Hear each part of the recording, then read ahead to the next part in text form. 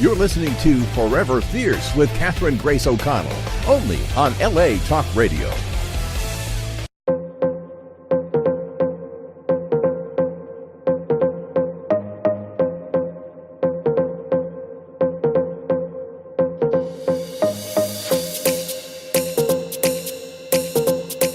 Welcome to the Forever Fierce Show. We are live in San Francisco on our very first roadshow, right here in the corporate headquarters of Madison Reed.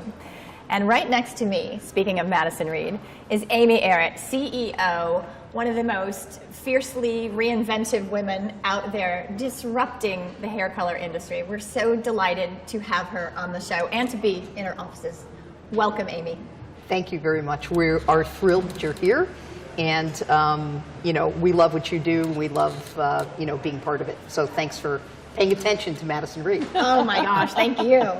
And we have Carol Parker Walsh, one of our absolute favorite co-hosts and the ambassador of love, who couldn't be in a better location right now with love all over the walls. Absolutely, absolutely. And she flew in this morning. So I did. There Yeah. you go. So we have a fabulous show in front of you. And we are all about fierce reinvention, and as I said, the epitome of the fierce reinvention story is Amy Errett.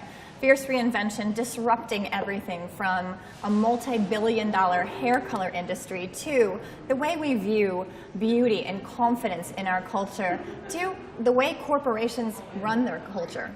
So I'd love Amy to take it from there and kind of tell us how this all started. Sure. Well, you're way too kind, first of all.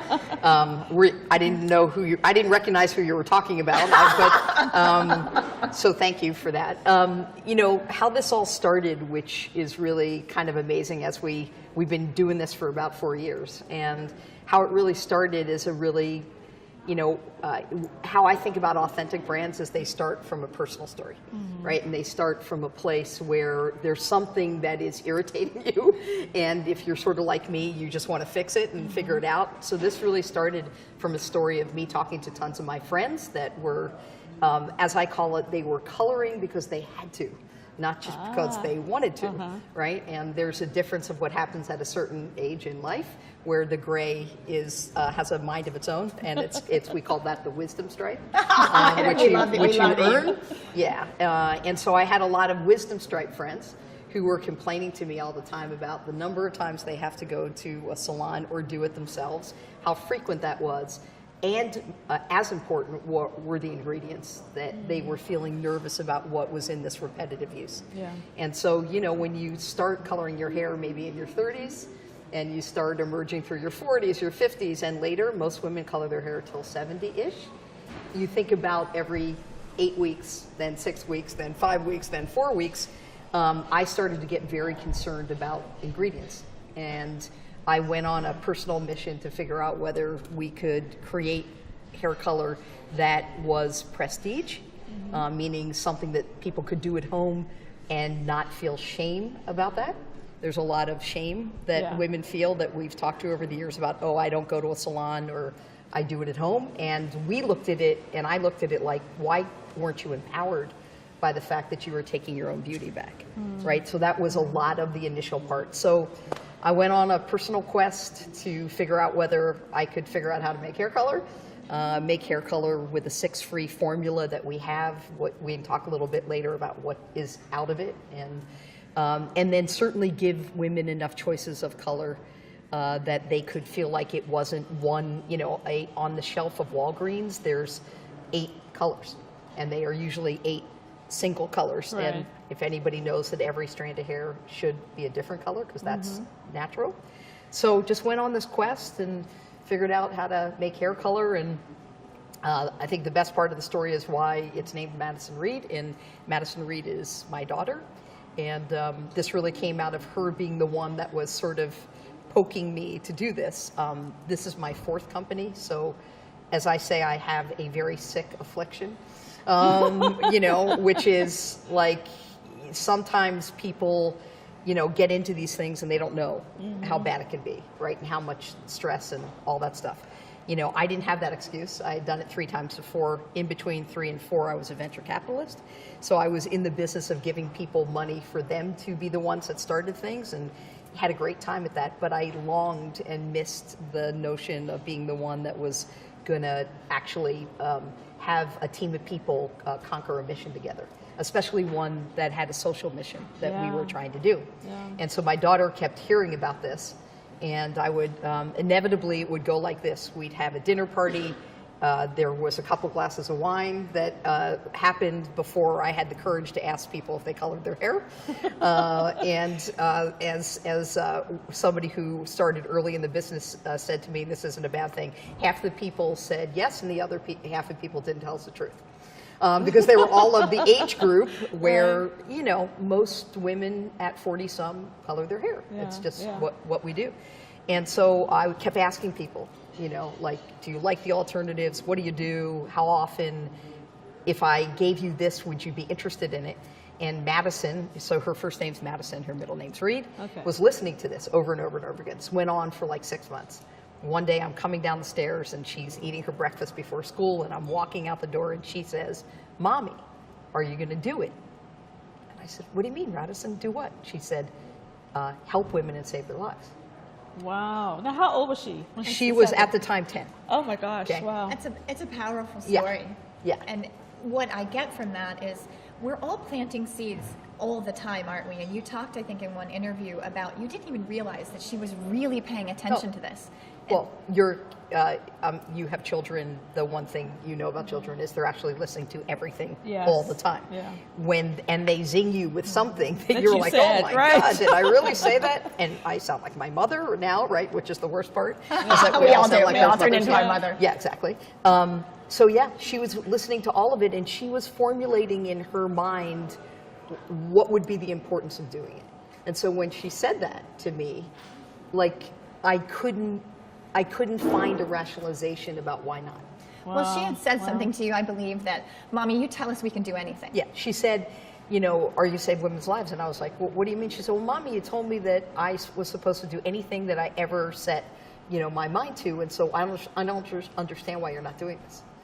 And so I was like, all right, I got into the car and I thought, wow, out of the mouth of babes, you know? And, you know, driving to work thinking, how am I going to not do this? Right. And then from there, it just sort of clicked and went on, and we had the good fortune of raising money really quickly and, you know, put together an amazing team. And, you know, I know we're going to talk about being fierce in life, and I always feel like being fierce is kind of really living inside your own genius, right? And kind of sorting out what that is. And what I came to realize really quickly in that moment was, wow, it doesn't have to be hard.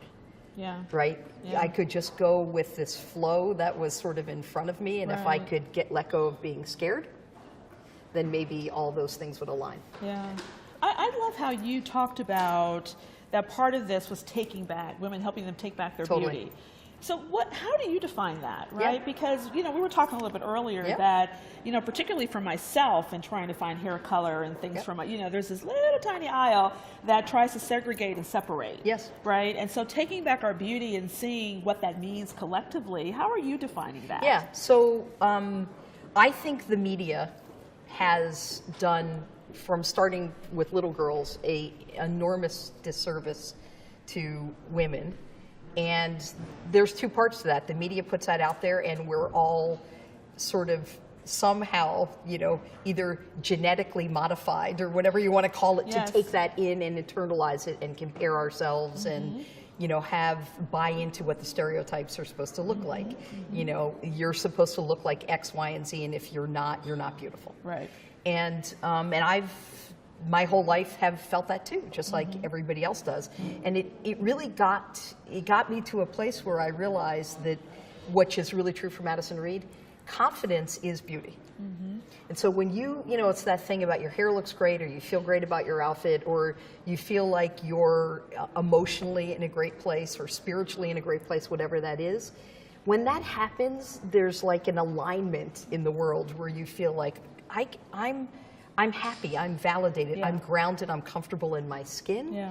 And I think for us, like, think about it this way, like if we could create that for women, if we could create some magic that allowed them to feel comfortable in their own skin and unstoppable, to me, that's worth this, right? Yeah. So that was really the beginning of it, and how I think about it is that we fight every day against these other messages. Yeah. So I have to show you that's part of the work that I do. I work with women around their image and showing up and tell them that it's about really that self-love and portraying that on the outside and using the tools you have to leverage that and continue to support that. Yeah, exactly. So that you can go after your dreams and live your dreams. So I absolutely love that and agree with you 100%. And then Carol and I are lucky enough to be part of your new campaign that is all about confidence is the new beautiful. Let your inner badass shine. Yeah. So absolutely. How do you bring confidence, beauty, and badass all together?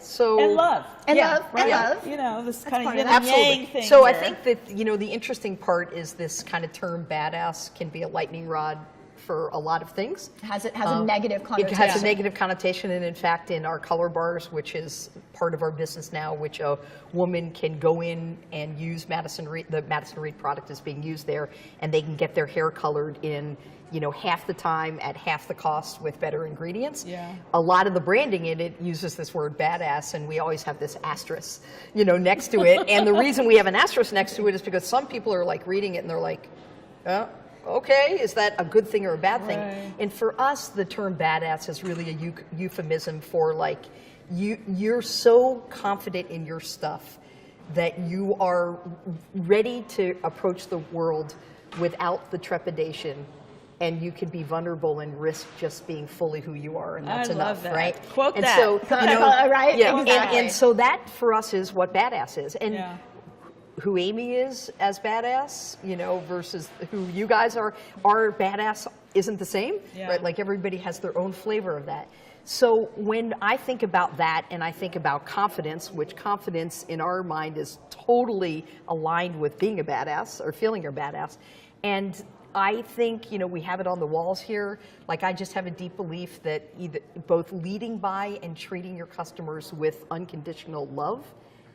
The world and corporations have spent a lifetime trying to motivate people from fear. Yeah. Right? Mm-hmm. So, like, don't do that. And fear, in my opinion, is a creative killer. Right? It just shuts people down, because if all they're doing is protecting and trying not to make mistakes, and when you're in a startup, mistakes are your friend, right? Like, well, I think I read an interview where you said that, where if your employee makes a mistake, obviously you point it out, but how are they to learn from it if you continue to, beat on them? You've killed that inner genius. Well, and most companies, which is ironic, are really trying to play for the lowest common denominator of being mediocre. And for us, it's about not just, here's what I believe.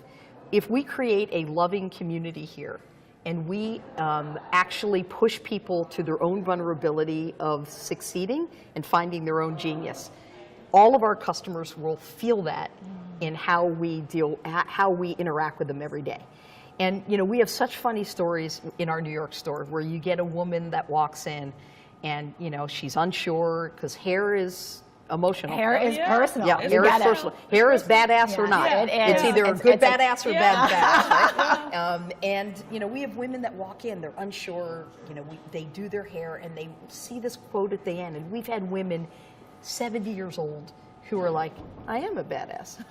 And, don't you love that? And they're like taking a selfie and they're like, basically like texting it to their kid. Hey, I'm a badass, right?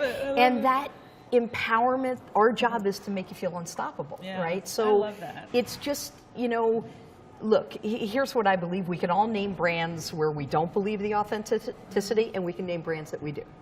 And I think for women as a gender, when we feel like something really is true and we experience it, that's where our emotional connection to that brand resonates. And if they really live up to what they tell you is true, you're a customer for life. And so that's who we are. It's what our color crew, which is our folks who are on the front line working with customers to color match. You told me a story that they knew how much color you were going to need. An amazing story. Yeah, I mean, because honestly, with my hair, I have locks.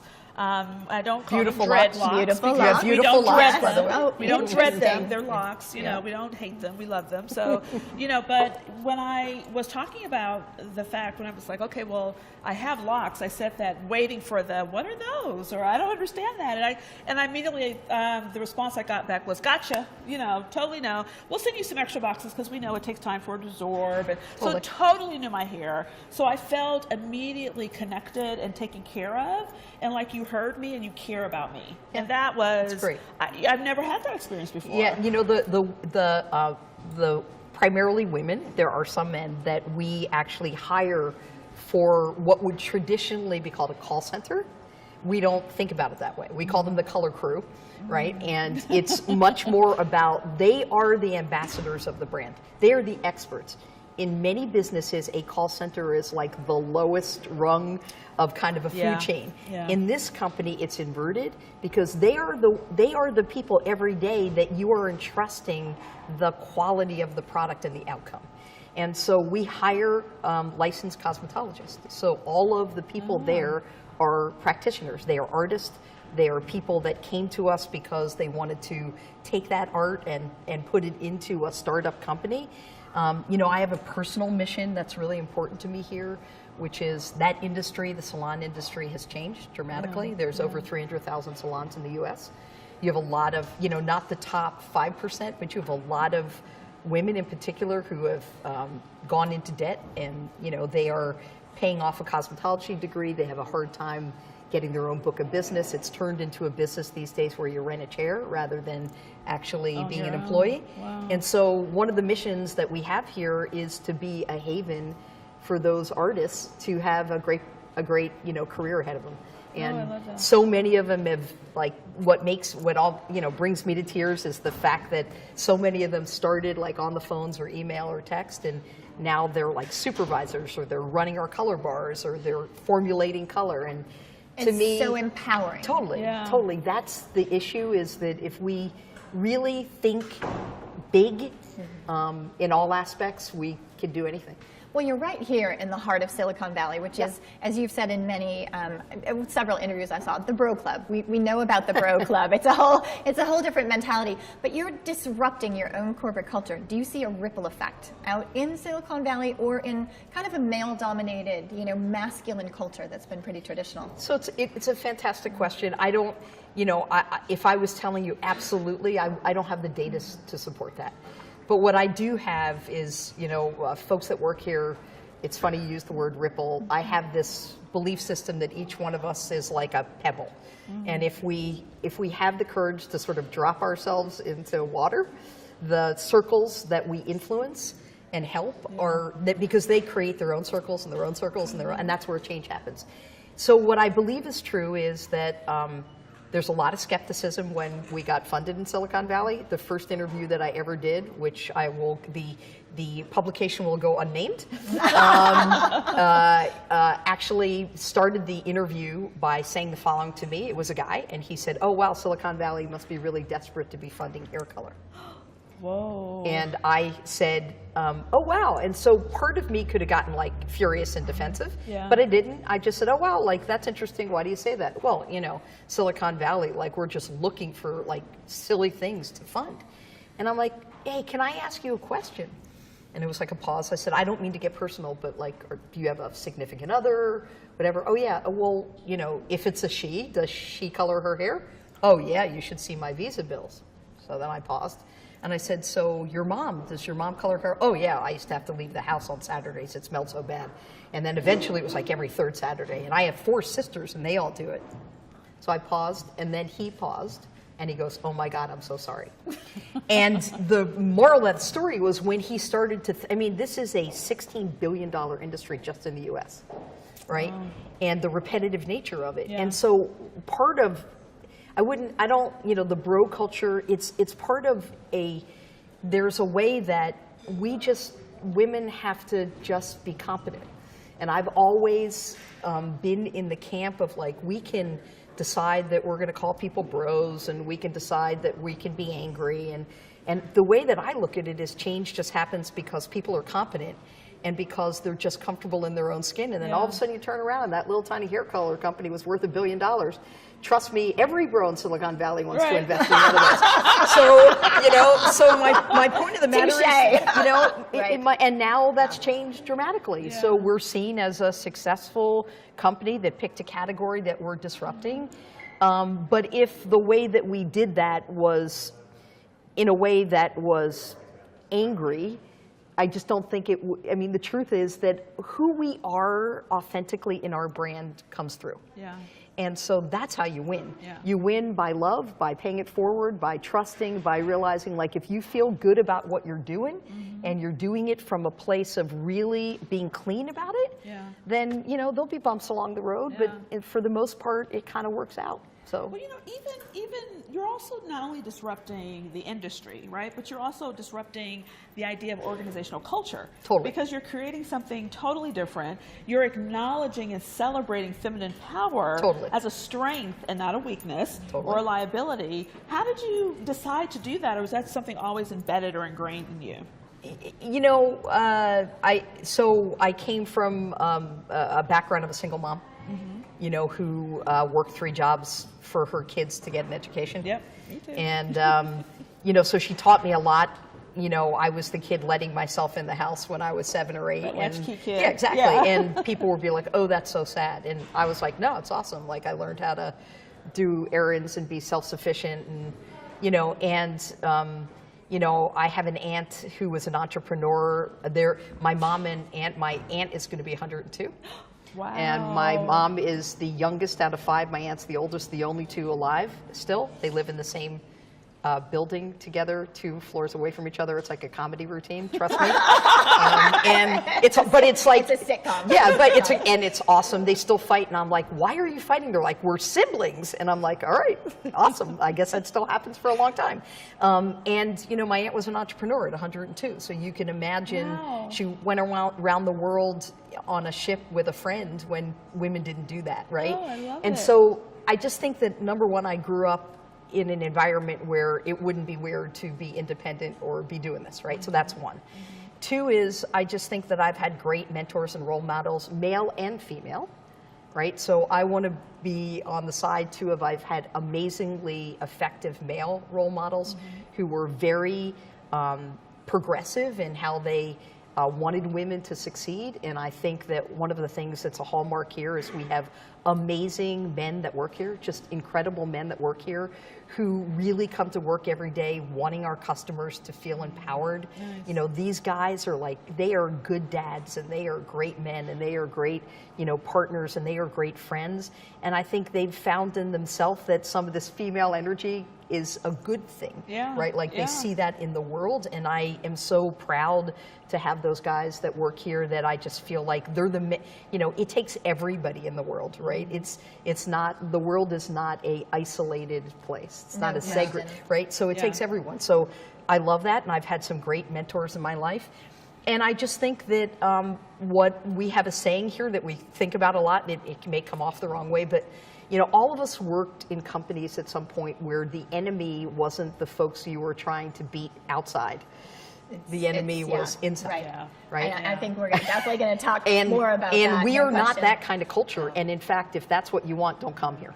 Yeah. Because it's hard enough for us to take on the big behemoths, right? We have to all be our own best advocates for each other, and to learn from those mistakes and then pull together. Because here's the thing that I'm surest of, I was an athlete growing up, groups of people can do extraordinary things that they decide that they're just going to put egos aside. There is no I in team. You are creating everyone a safe place to unleash that inner genius, as you said. And it doesn't all go perfect, right? So you'll have to actually expect that it's probably not going to go perfect. Exactly. And I know I want to take a moment right now to break and thank our sponsor, Madison Reed. Thanks. I want to thank them. They're doing the real work. Right, I just get to be the one that talks about it. So, speaking of that, I know we have a corporate code going up right now, a coupon code that's coming up on the screen. Amy, do you want to share? Sure. So the coupon is Forever Fierce, and what we'd love to do is make sure that you get something for being, part of this effort. So it's 15% off and free shipping. which is something that we really want to give people, you know, get your product, and also, most importantly, give us feedback about the product, because we can learn from the good and maybe sometimes the not so good. And then what we love more than anything is the ability for you to tell the people around you, if you love it, that it's great, because our business really changes when we share that with each other. So Forever Fierce, 15% off and free And you'll love shipping. it. It's great. You'll love it. Locks, blonde hair, all good. But it's the power of the ripple. So guys, use that coupon code and give them your feedback. So guys, make sure you use that coupon code, and the company wants your feedback. And more importantly, Amy, I want you to share your philosophy and how this obviously started from this wonderful seed from your daughter, but you took into consideration a woman's health. It was more important to you, like, than the women. The vanity factor was high, but you take into consideration their health, their beauty, their vanity factor, like you said, affordability, as well as their time. Yeah. So we spent a lot of time in the beginning of this. We had sort of a beta, right? And that's kind of one of the things that we took some time. We had 1,000 women, and God knows why any of them said they would do it. But nevertheless, they did. And we spent a lot of time sort of understanding their behaviors, about why would they use the product, why wouldn't they, what were the things they were most interested in. So I was ultimately shocked by the number of women who were like, oh, I don't really care about the ingredients, how's my hair gonna look? A good hair day. Good hair day. Yeah. And I was like, well, wait a minute, what would it be like if I told you you could have both things? Your hair can look great, oh, and it could be better ingredients. Oh, that's awesome, but I'd trade the ingredients for the fact that it would look good. And what I learned right then is that traditional CPG companies, consumer, you know, packaged good companies, are really, they've done a great job of teaching us that pain and whatever you need to put up with about vanity is worth it, right? Because it's all about just looking beautiful. Yeah. Again, that media. Yeah, and right. So it goes back to that same thing. This is what we teach our kids right from the beginning, right? Pain is beauty. Yeah, pain is beauty. It's like, you know, and so we got very, very focused of never trading off the ingredient story. So we have left out 6 of the most common ingredients that are in hair color: gluten, parabens, resorcinol, ammonia, so we are ammonia free. Yeah, that was shocking to me, honestly. Shocking. You know, I was PPD. so happy, but And so what most women don't know this, 15% of women have some sort of sensitivity to hair color.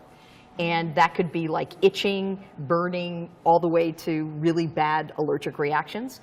And yet we have one of our color crew people who still does somebody's hair, who yesterday was telling us a story that she used Madison Reed on a customer she had for 6 years. 6 years she was coloring somebody's hair. And the first time she uses Madison Reed, the woman's processing, it's on her hair. And the woman says to her, oh my God, I love this, it's not burning. And she said, I've been coloring your hair for 6 years, how come you never told me it was burning? I just thought that was something I should put up with. We accept it. So for us, that became important. Now, why is that important to us? Is that, you know, we have moments where we've formulated products that we find a trace of gluten or a trace of something, and we're like, no, we're not going to market. And it is more expensive. It is take more time to get to market. It is something that we've had to prioritize. But again, like, you know, how can you feel good about a brand that doesn't tell the truth, or isn't authentic, or doesn't live by those values, right? So it just was an important part that is, you know, every brand has a, you know, I won't be inappropriate, but you can fill in the blanks of the NFW, and our NFW is that we're not going to sacrifice quality and ingredients. And you know, that's been a great thing for the brand, and something we'll continue. We have some new products coming out the second half of this year that I think are going to rock it, that are, you know, really innovative and different. But part of our job is not just the status quo. Part of our clearly job, not. When you're a disruptor, it's not the status quo. Part of our job is to keep blowing it up, and there'll be a moment where somebody will try to disrupt us. And I keep trying to tell our team that we're the disruptor now, but the hallmark of our company is to never get to a place where we're being disrupted. So that means we have to question everything all the time. And you do, and I think you even said something like, people don't even know they have a problem. We've got it basically working on a solution before they even know they have the problem. Yeah, I mean, we monitor NPS, which is called Net Promoter Score, on a minute by minute by minute basis. So we have a Slack channel in the company where we're getting customers' feedback second by second by second. It's somebody's full-time job to be looking at that, looking at trends. We've formulated products because of negative feedback out of that. You know, if you are in a consumer company and you do not pay attention to what your customers want or need, you will ultimately go down to the lowest common denominator. And you know what we believe, who we are, whether it's going to a color bar or doing your hair at home, we are agnostic to that. We want to be the first prestige hair color brand. You go to a salon, you have no idea what they use in your hair. Well, I love that you talked about, you talked so much about disruption, and a huge part of our audience are women at midlife. And what we're doing in the Forever Fierce and in our community and our movement and that ripple effect is really helping women expand their own mindsets, disrupt that mindset. Why do you think, clearly there are badass women out there at midlife doing incredible things, disrupting everything. Why do you think we're still stuck in that perception in the dark ages of women at midlife and beyond? Well, here's a couple things. I think that by nature, from a gender perspective,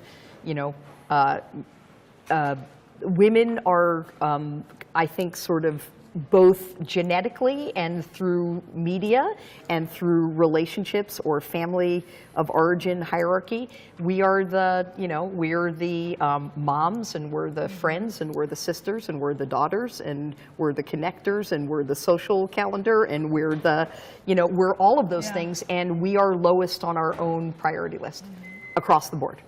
Right? So, you get to a place in your life where you're a certain age and your kids are grown, or you're, and you had to sacrifice all those things for everybody else. You sacrifice yourself. Yeah. Exactly. And that's not to say that parenthood or all those things could be incredibly fulfilling as they are, but for the most part, our role in society is to be the giver and not the receiver. Right. So you get to a certain place in your life and you're like, oh wow, all that stuff is okay, that's gone. What about me? Right? And either it's a confidence issue, a experience issue, a issue of so many different factors that all of a sudden you're at this place, and I see it with my friends where it's like, what do I do now? Right? My identity was the mom. My identity was the caregiver. My identity, I'm in the sandwich generation, right? I have a kid, I have aging parents, right? And so many of us are in this role where we're taking care of our kids and we have parents, and we've become the glue of both those things. And how much time is left for us, right? So what I try to tell my friends and women all the time is, we're just getting started, right? Like, this is all about finding that, what I call it for a lot of people is like that place where you're finding the genius in yourself. Like, well, what is that thing? Here. That's what you do. But what is that thing that makes you happiest? And giving yourself permission. It's the permission. It's the permission. That's exactly what I was thinking. I mean, you're giving yourself permission to say that I'm a priority.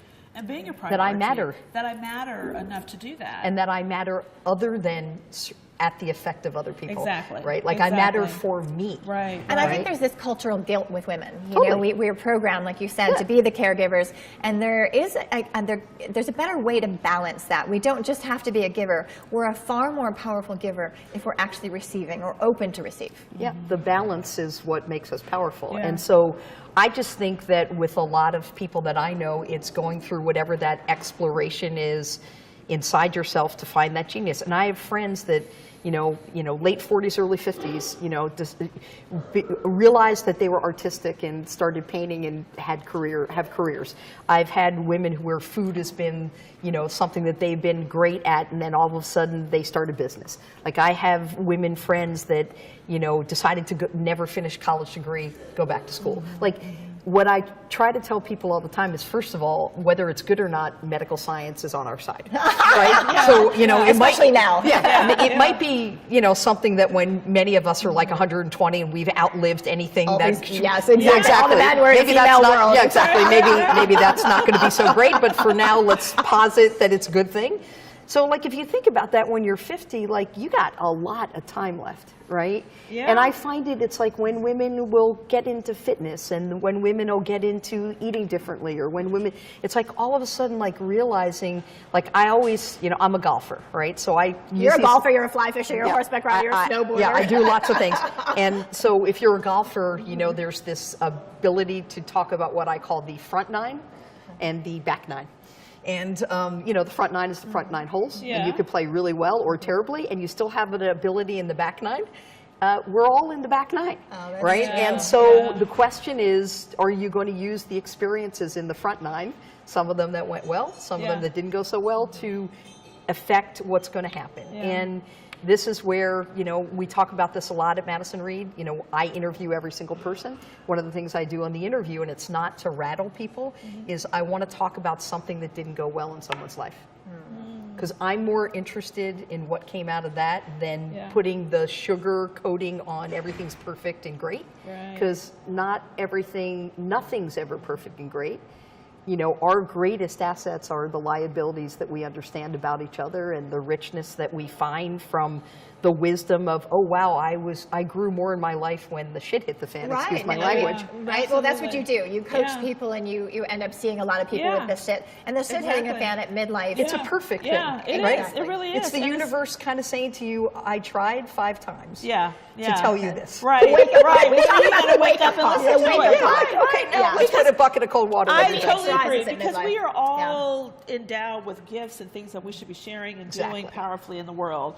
And we can lose a sense of that. I was telling Catherine earlier that, when I work with women, I always tell them you have to peel back that onion and the layers of family and kids and jobs and spouses and environments to get to the core of you. Who are you? Yeah, to celebrate that and enjoy that, to embrace that significance and that beauty and fabulous of you. Totally. And I saw earlier in an interview with you too that you were struggling finding like women engineers here. Oh, totally. Because they were afraid to be the first one. I think so. It wasn't them. It was within their own mindset, their own self. Right? So even it's professional women. But I think it's permeates our mindset. Look, early in my career, I was an investment banker, and women in finance or in those kinds of careers, like either you do one or two things. You either get the hell out, right? Because it's just not an environment that you feel comfortable in, or you kind of toughen up in a certain way. You adopt into exactly. It, sort of, and I think for us in all of Silicon Valley, this notion of paving a path where you can be open and inclusive enough that people feel welcome, and they, and so I'm getting involved in this thing that's happening recently here, where there are lots of mentorship programs starting in bigger companies where they're taking women or sort of people of color into engineering programs in a class. Yeah. Because what you find is if you can get 10 people or 8 people to do it at once, and you set up the surroundings for them to succeed. Yeah, that beautiful cohort. Yeah, exactly. Because being the first person or the only person just takes, even if nothing's ever bad going to happen, it's just the fear of stepping in. So we're like everybody else. We're working through that. Coming into a culture that's not used to them either. So the culture has to adapt. You have to figure out how to manage it. So yes, bringing people into a cohort makes a huge difference. It gives you that level of support to be able to succeed. It's that ripple effect again too, because if one person comes in and they're surrounded and there's this ripple outside, I imagine when they go home, they're carrying something. Like when your team members go home, I imagine you've not just impacted them here at work. Ideally, that ripple effect is happening in their family, and then I'm looking at some of my team members around here, and they're shaking their head like, "Oh, you have no idea how she's affected me." I hear only good things. Well, I think one question that I know our audience wants to know, and I know Carol and I want to know, balance. How do you find balance? You're a corporate CEO, you're a mom, you have a wife, you're a humanitarian, you travel, you have all these outside interests. How do you find balance, or do you find balance? Yeah, what does that mean? Is there such a thing? Is there? Yeah. So, I've been doing this a long time. Actually, people say, "Oh, wow, you're a really mature CEO." That's just code for old. Mature. We're very mature too. I appreciate that code word. I know what it means. I don't find balance. I mean, so I've been doing this for a long time. The truth is that what is balance? It's choices, right? It's a recognition. Whenever somebody says to me, "Oh, like my work-life balance is out of whack," my response to that is that in different parts in your life, you make choices, and you have to come to terms with what does that mean to you. Right. I am very comfortable being out of whack. Right, I mean that's your norm. No, Yeah. my That's your norm. Yeah. You know, as I've said to you before, you know, I said it when we were sitting here earlier, which is like, this isn't moving fast enough because I'm an impatient person. And then often I think to myself, well, if it moved faster and I wasn't doing this, what the heck would I be doing? Yeah. And so I would want to be doing something like this, right? And I don't have balance. Here's what I've learned. I've learned to have a very disciplined structure in my life. So I don't say it's balanced, but it's a structure. So I work out a certain number of days a week. I'm home a certain nights at a certain time. I go to bed at almost the same time every night. Even on the weekends, I have certain rituals. I meditate, right? I meditate every morning, right? I have things that I've learned that keep my imbalance balanced, as balanced as possible. These are fabulous gems. They are really, fab. you know, Yeah, so, and that's just stuff that I've learned over the years because I'm a challenger by nature. So I used to push against like, oh, I don't need any of that stuff. Oh, by the way, I need that stuff, right? I'm careful more about like sugar in my diet. And the truth is I don't drink alcohol during the week. And, you know, these are all things that I've learned. Boy, the weekend, I'm a mess. I'm just kidding. Joking. Kidding. Any of you that see me on the weekends, don't say anything. Just kidding. You know, and so I've learned, like, I don't eat gluten. That's just because it doesn't make me feel good, right? So I've learned around this how to organize a life that works in the imbalance.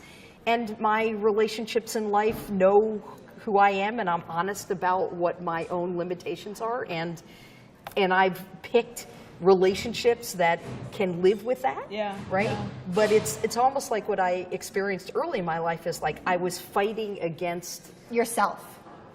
Bingo. Yeah. And I think what happens as we get more mature is that we realize like we are who we are. Yeah. And if we can find that genius in us and validate that and then realize what we're really not good at.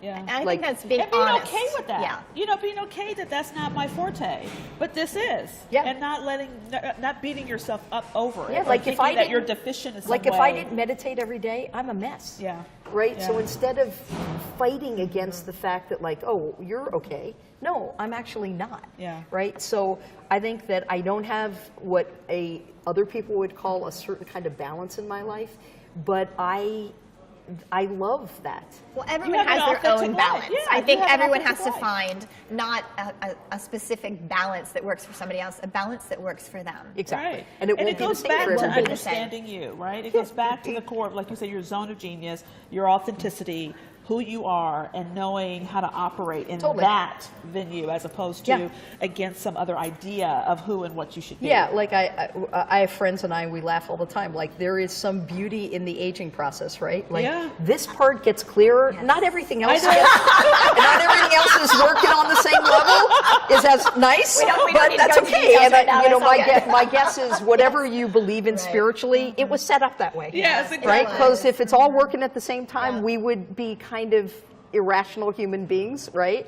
So I think that the universe sort of gives us what we can handle. Yeah. And I think it's the beauty of midlife. There's a perception out there that midlife is something, and we then have this inner experience, and we're like, whoa, what is going on in here? I may, like you said, not look the same out here, but that phoenix rises, that awakening happens, and we learn to be more honest with ourselves and stop fighting with ourselves. Well, there's something to be said for the lived experience. Yes, right? Absolutely. You know, the wisdom that comes from just the understanding of things that worked and didn't work and just having some years under your belt. There's something to be said about that. Absolutely. And you know, when you have kids, what you wish for them is they could find that earlier, but they sort of can't, right? Because it's just, there is a kind of life trajectory where people have to go it through their own path. And, you know, I see it in Madison, you know, who's now in 9th grade, and, you know, she's like, she says to me the other, she goes, I'm working really hard. This is hard. Welcome. Welcome to the world. Like, Mommy, I have anxiety. And I'm like, awesome. Hello. You know? She goes, this growing up thing, this is hard. Like, Aww. yeah. But what a great model you had amazing. of like, this is just life and I'm living it, right? Totally. Well, And the she's model safe, that you're though. giving to your daughter as well, which Yeah. is the thing that that's the beauty of midlife, and that's the beauty of what we have to offer, is that Totally. we can model something amazing for the generation coming behind to say, hey, it still looks good this side of the fence. What I also love is we have a lot of younger folks here, less mature in certain ways, but less mature, old. And what I love, there's a lot of folks my age who talk about like, I just don't understand millennials. And my response to that is, I totally do. Because what I see in the younger people that work here is these generations are all about meaning, right? These generations that have been raised are about finding mission, finding purpose. They are purpose-driven. We have so many people that work here who come to work every day. They could make more money somewhere else. They could, but they are purpose-driven. They are motivated by the fact that we are who we say we are and we do what we do and our customers come first.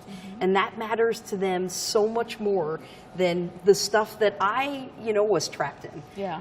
I grew up in an environment where there was a school I was supposed to go to and I was supposed to make a certain amount of money by a certain time and be married and have this many kids. Yes, and, the trajectory was laid out for you. laid out, and Yeah. if you did anything different than that, you were Something was not wrong. on the track, Yeah. right? Yeah. So how do we help women out there? Obviously, our audience is a lot of midlife women. How do we help them, number one, get out of their own way, I suppose, Yeah. would be a way, Yeah. disrupt their own mindset, and find that inner genius? Can you give them maybe Sure. 3 actionable Sure. steps they can Absolutely. go take in their life? Okay, so now comes the weird stuff.